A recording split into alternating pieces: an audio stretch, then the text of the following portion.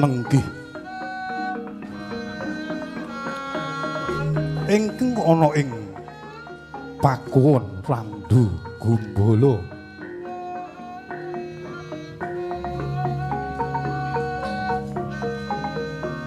sinten to ing pareng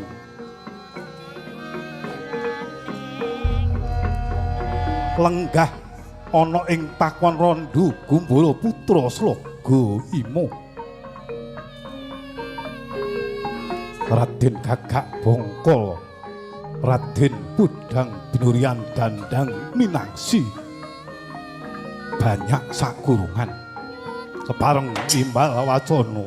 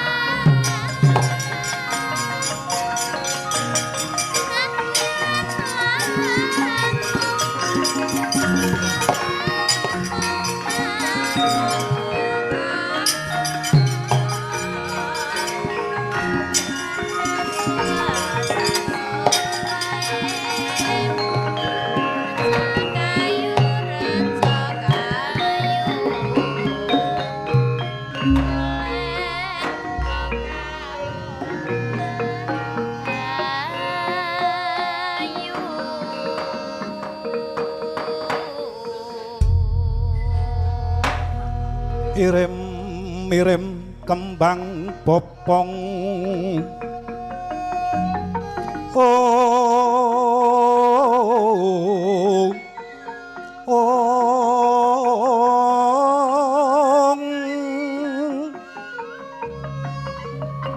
kasilering samirana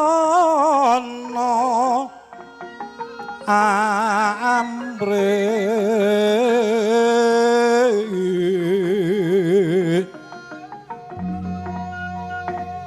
kongas kandaning puspita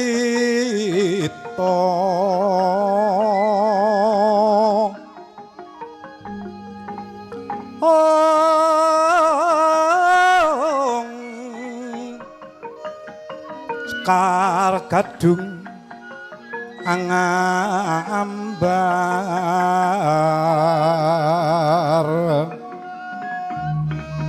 ngepeti jero pasewakan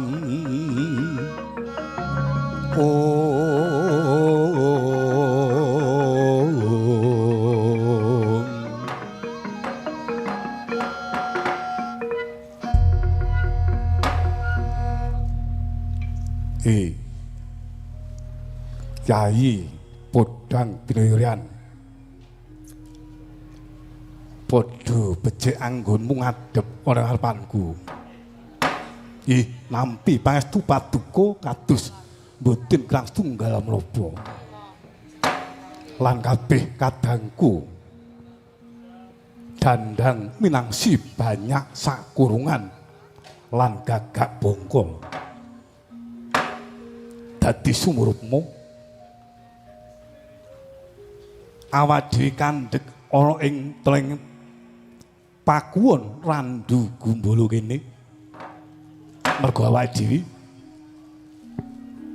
netepi prasapa janji Natkrasna putra Slagayama kang bakal bantu marang para Pandhawa yen wis dumadi perang gedhe kang aran perang Barata Yudha Jaya Pinangun.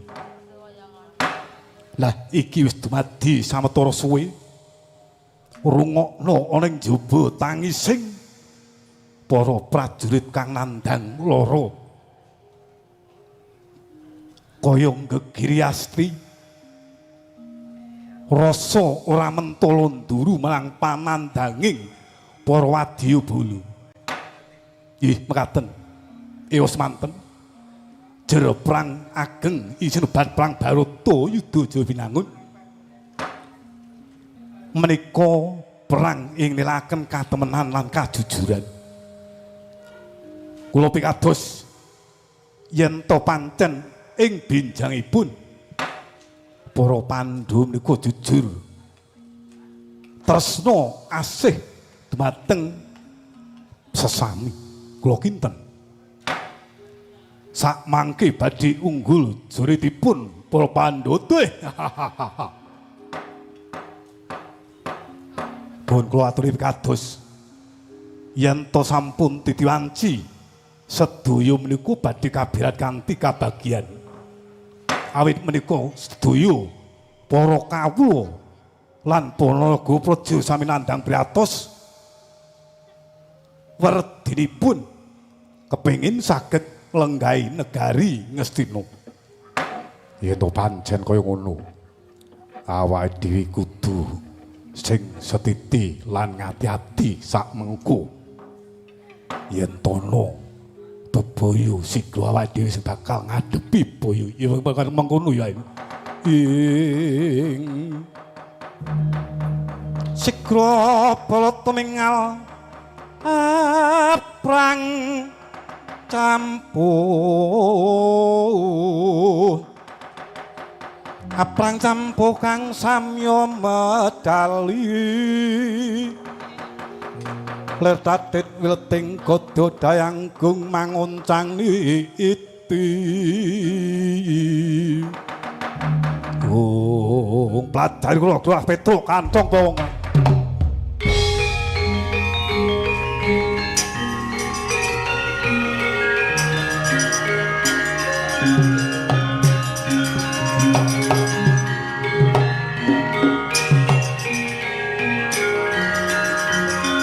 malu.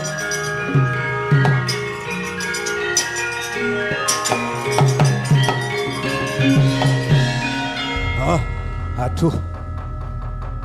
Kowe saya aku wae aku kan mau metu-metu.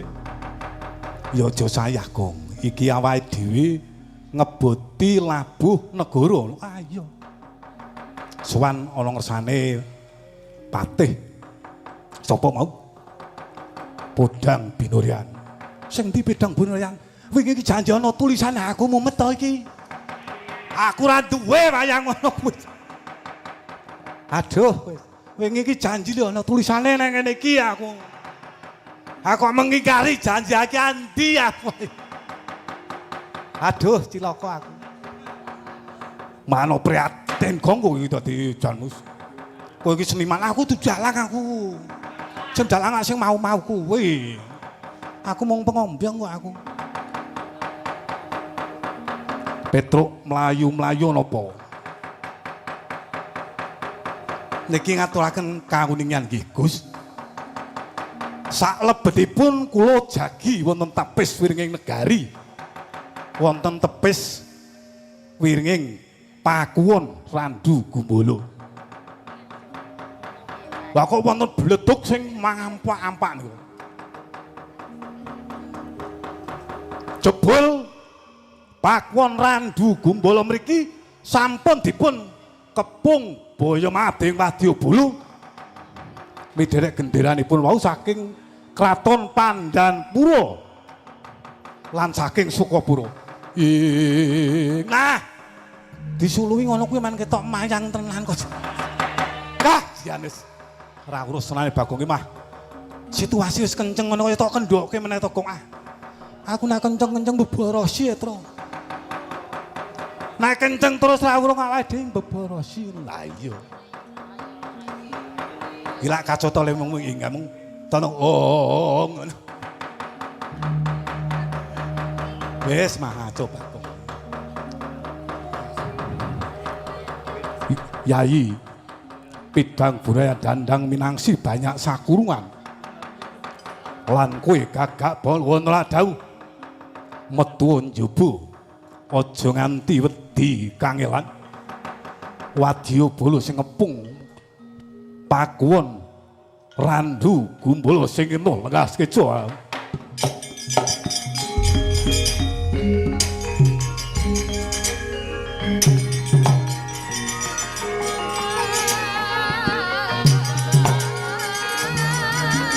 Menunggu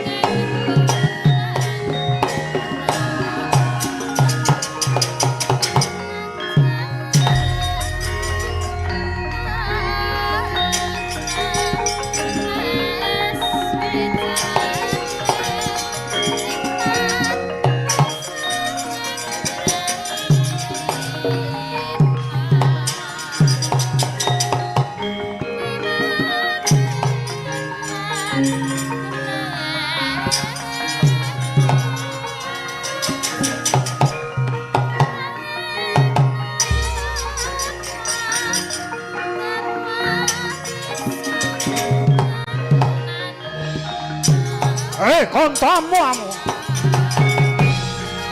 Hoi.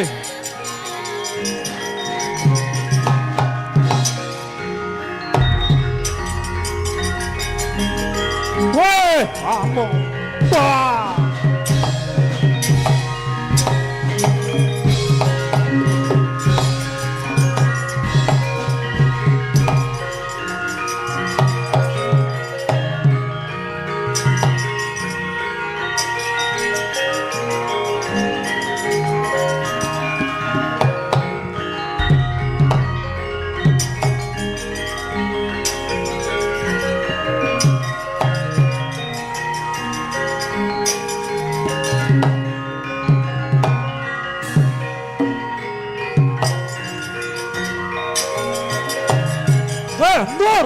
Dur.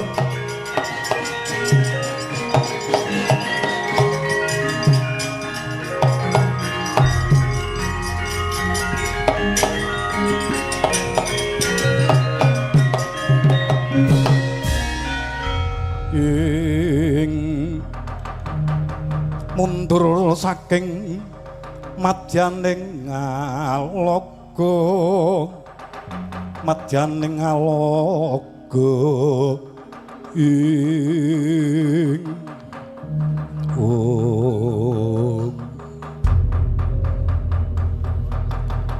Yai Prabu Kenakaja kula wonten dawuh Koko Prabu Samawindo iki knaipe wadya bala padha mundur. Waduh ngaturaken drawasan sinuwun bilih ingkang abdi nadya semanten sampun majeng wonten Suramadi Raga. Ewa semanten para wadya bala saking randu gumbala langkung kiyat saengga ing abdi mboten saged ngawonaken parat. Dur. Wis gak dikukut genderane. Ora patut banget. Ora kan semingkir sak kendhat kuwi parat ya.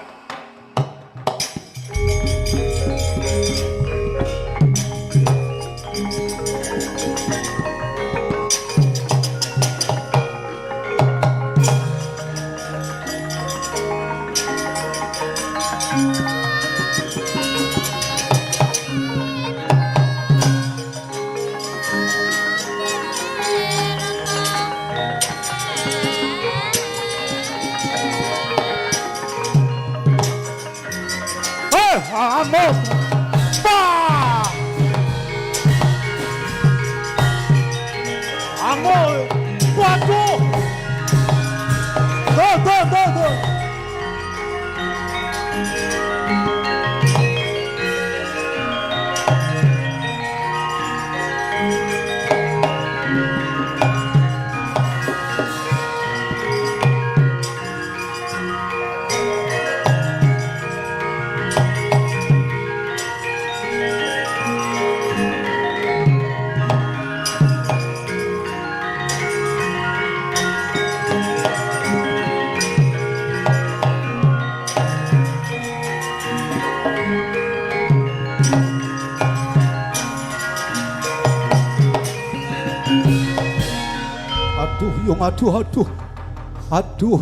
Aduh yung sikilku tugel, aduh tanganku putung,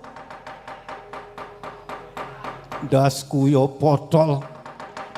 Kowe iki ana ndas potol kok iso bengok, ndas rek dengkulmu amblek. Kadha mundur ngapa kuwi, Tru? Lampu iki. Ha prajurit sing kurang terlatih iki ya ngene iki. Dadi maju ana ing peperangan ora oleh gawe. Lah ya kuwi kaya iso ngono lho. Ngono ya kepelih seleksi mbiyen ngono. Sajake nyogok kuwi, Tru. Ki Lurah, ampun ngendika kados mekaten. Yen tok ingkang maju meniku wadyabala.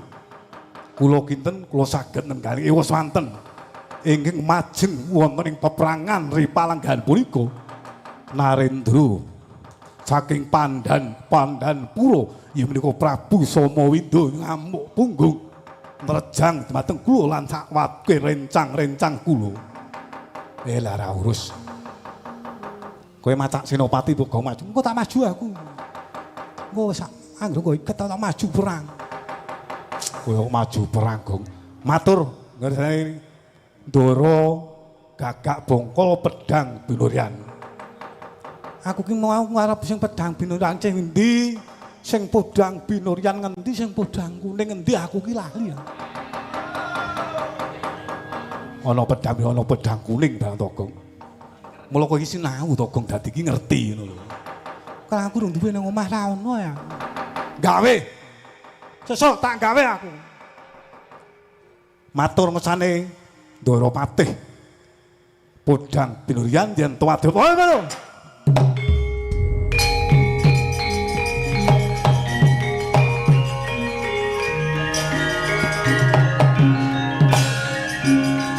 Tur.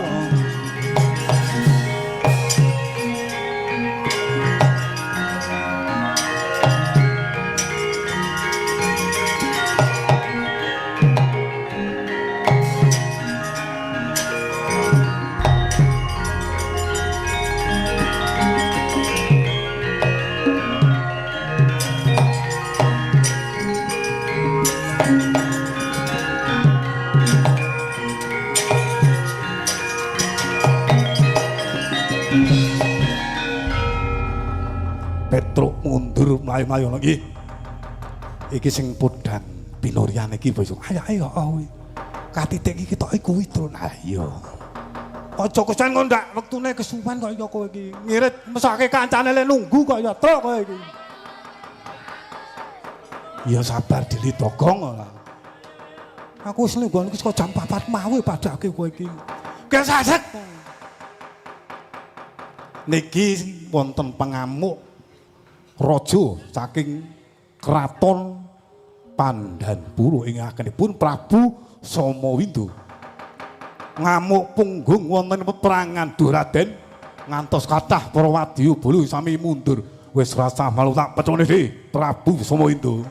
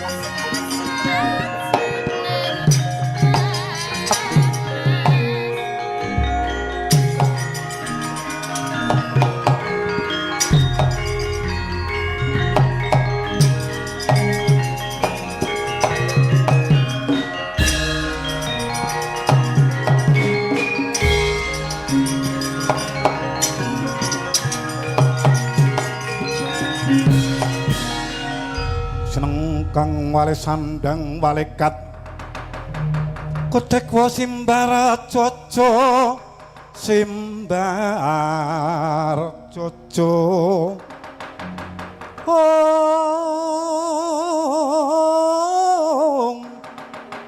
ling walang entis gangsir sugala wuwus nyobinatun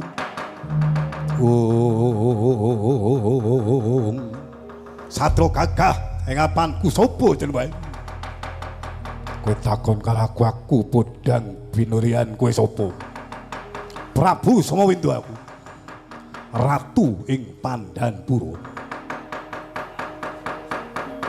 kowe aja ing alpan kon ngetok Werkudara Janaka tak tukle gulune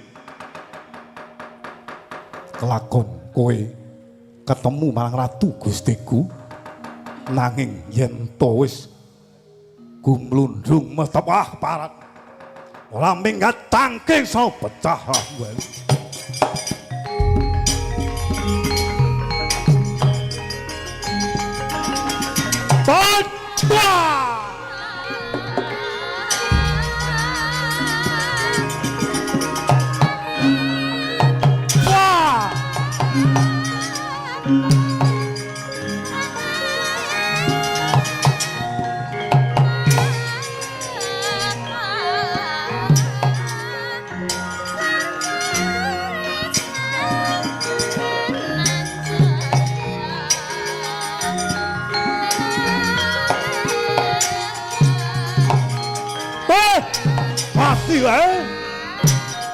Anak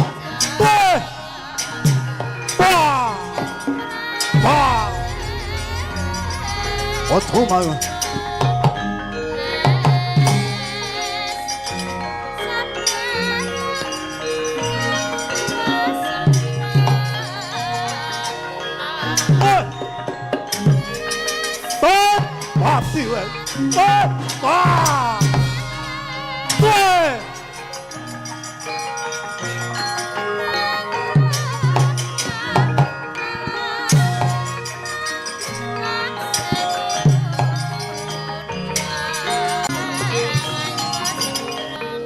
keseser yudha mengsah Prabu Samawindo patih pedang binurian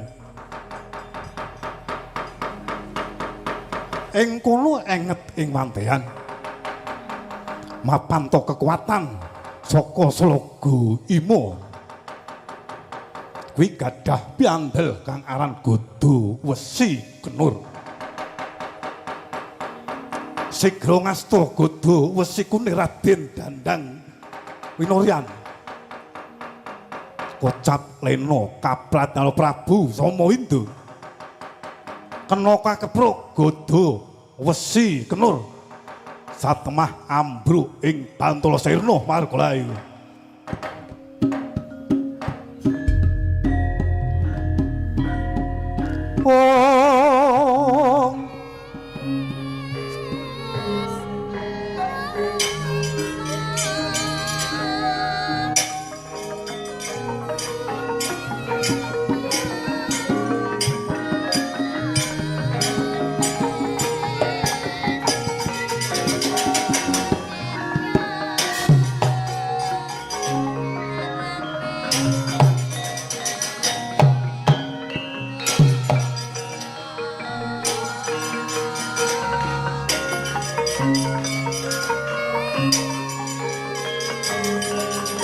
ayo aja mundur patono Prabu Samawindo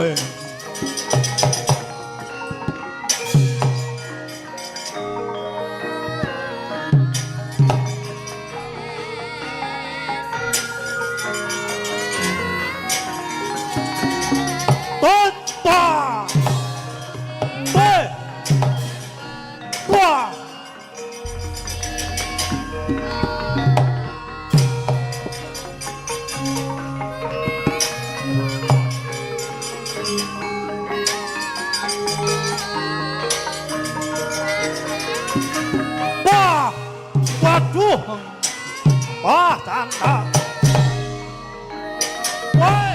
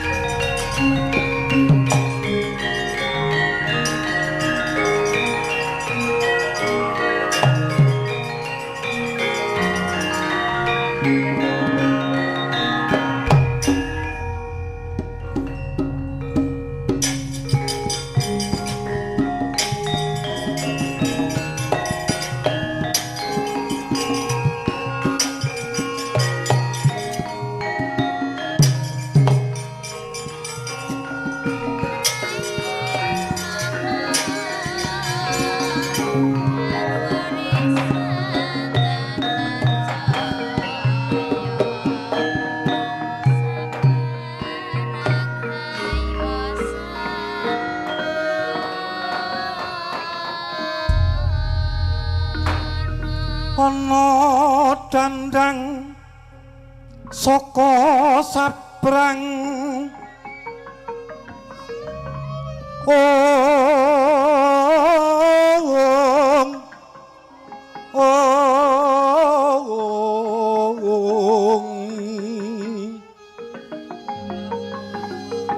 apa rupan nesi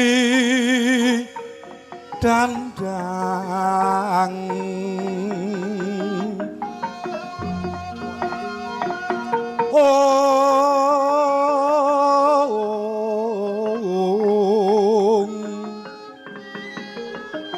wujude wesi pulo sani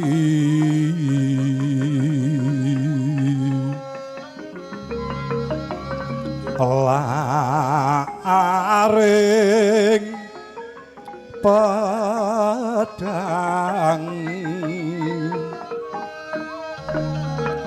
aja nujuk wong Sukerto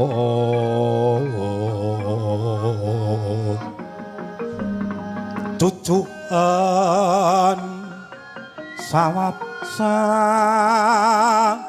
wani karya teguh Wiyono Slamet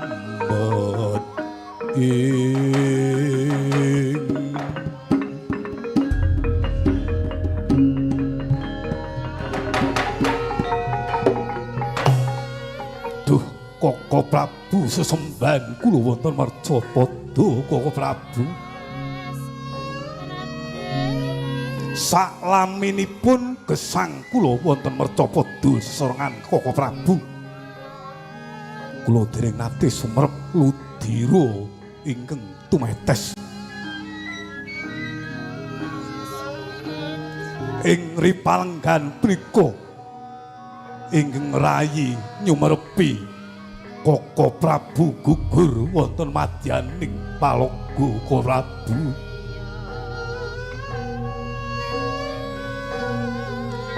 prasetyo kula kan Koko Prabu sineksen bumi kelawan langit sebaya mukti sebaya mati jero Koko Prabu Sudara Werda ing tansah kula dhereki saking taruna ngantos dumugi sampun dungkap yuswa kadah seserepan ya kula tampi sangsanipun Koko Prabu rumaos kula kados keputangan budi dhumateng Koko Prabu Somawendo ampun namung sedo piyambak Koko Prabu kula ingin nderek sedo padukae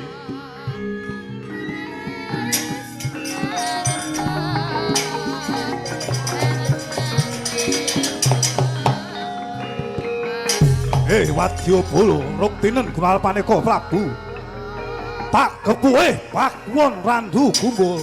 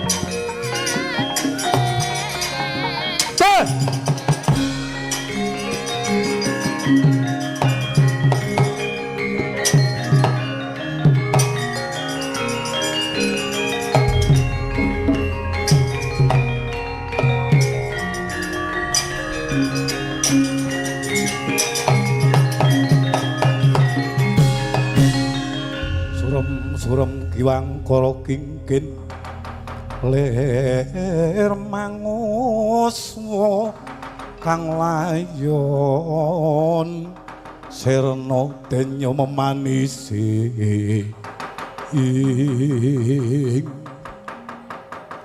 iki sapa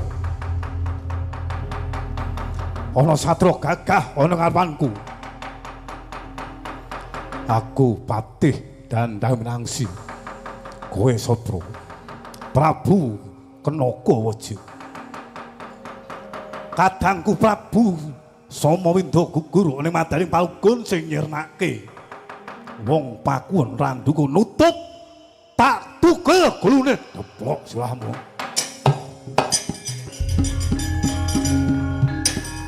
Om Papa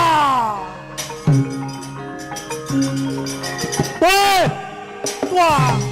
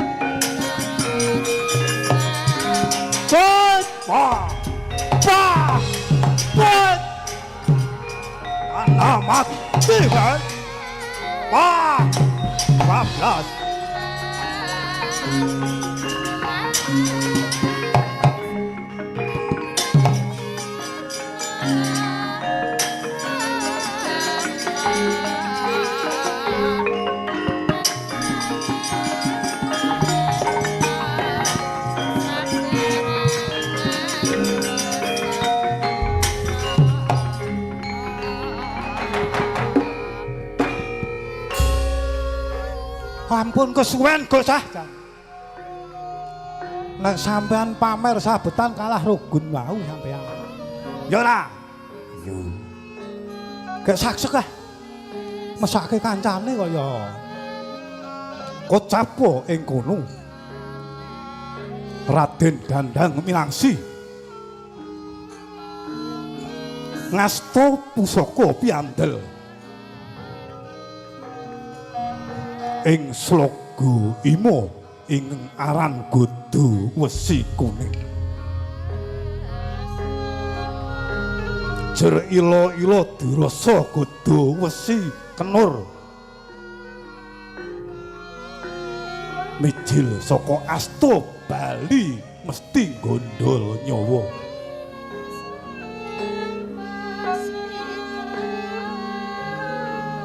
megeng napas Raden Dandang Minangsi awit Raden Dandang Minangsi pikados yen to bakal ana pepati ning peperangan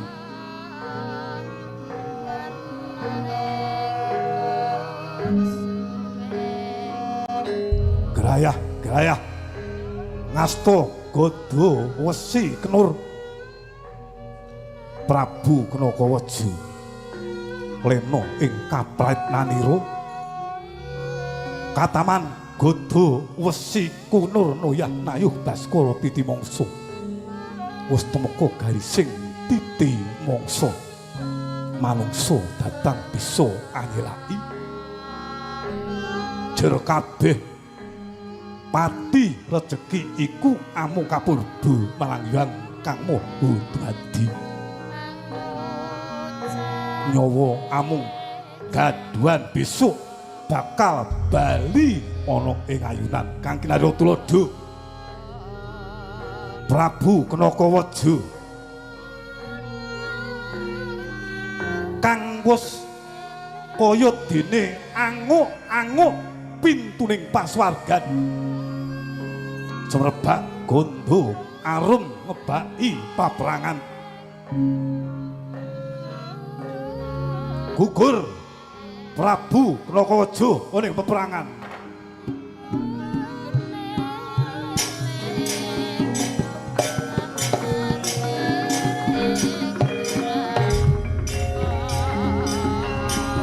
Wong nyeklang ning kalang yuanak garepan garepan.